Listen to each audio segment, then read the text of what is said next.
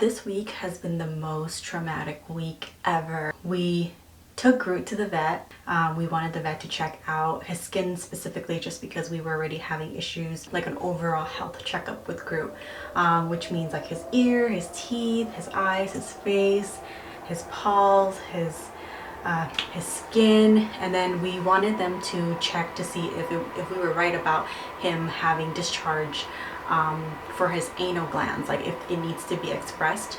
Typically what that happens is if like the dog can't do it themselves, then the vet or a groomer would help you. We wanted them to just check it out and see if it was, and if they can express it, they can do it for us. But in this case, the vet tried to express it and it irritated it, therefore it became inflamed.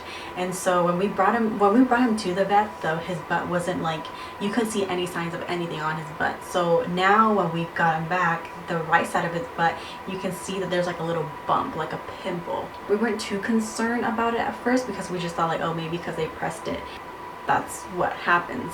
And then the following day, we were just hanging out doing our typical routine, and then that night it just got red and it just looked so swollen. So I emailed the vet and I told them like, what do you guys want us to do now that his butt is like super swollen? And then right after I emailed them that message, like 30 minutes later, Groot's butt ended up bleeding. It basically exploded and he was bleeding everywhere in his butt.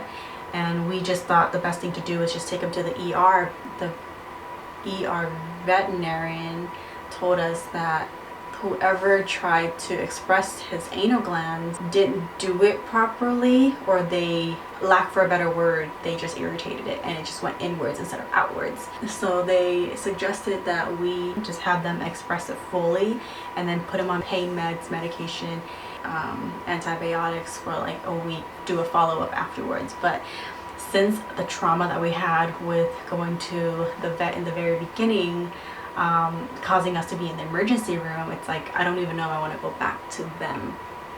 So that's what happened. Not so happy about it. If you are concerned, he is doing fine. He's super active. We just don't like him to be like running around up and down the stairs as often like before, just because we don't want him to puncture the wound and cause it to reopen. So it's been sad seeing him just sit there like wanting our attention, but we're really hoping that he'll heal fast enough so he can do his normal routine again. But he's doing really good. He's recovering very well. The only thing is it's hard feeding him the medication because he does not like it. We're very disappointed at the first vet that we went to, because they not only prescribed us some medication that could cause him cancer in the long run, they like didn't even bother asking us about his diet or like what we were into. It was a vet visit where I felt like they wanted to give you everything that they recommend and then leave you off, and that's it. Like, you take it, if you don't, it's fine. That's how we felt. It's been a challenge trying to find a vet that's suitable for Groot and for us. We were so lucky with Dr. Sarah back in San Francisco. Her vet location is the Castro Animal Hospital up in San Francisco. If you search her up, like, she is the sweetest doctor ever. She was originally from a different vet that we went to, and we liked her so much prior to like all the other veterinarians that were there. But we found her luckily, and we decided to follow her when she opened up her own animal hospital. And we just want to do a shout out to her. She's a very genuine doctor. What I mean by that is she would have us like give her a message and let her know what's going on with Groot. If it's important for us to bring Groot in to see her, that way, you know, not only is she helping us with our whole financial situation, because every visit you go, you know, there's a fee. So we'd always reach out to her and let her know like, hey, should we bring him in to see you because he's, you know, having this and that. And, you know, she saved us a lot of visits to the doctor. It's something that I'm definitely going to miss now that we're in North Carolina, until I'm praying and hoping that we find a vet similar to Dr. Sarah. But as of right now, we are pretty much like traumatized by what had happened.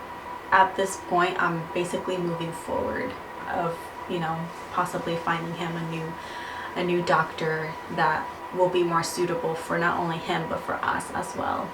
But that's all. I hope you guys find this video informative. I share your stories if you have any. I know it's traumatizing when you go in initially thinking it's only going to be this much amount and then you end up leaving paying double. Yeah, it just sucks.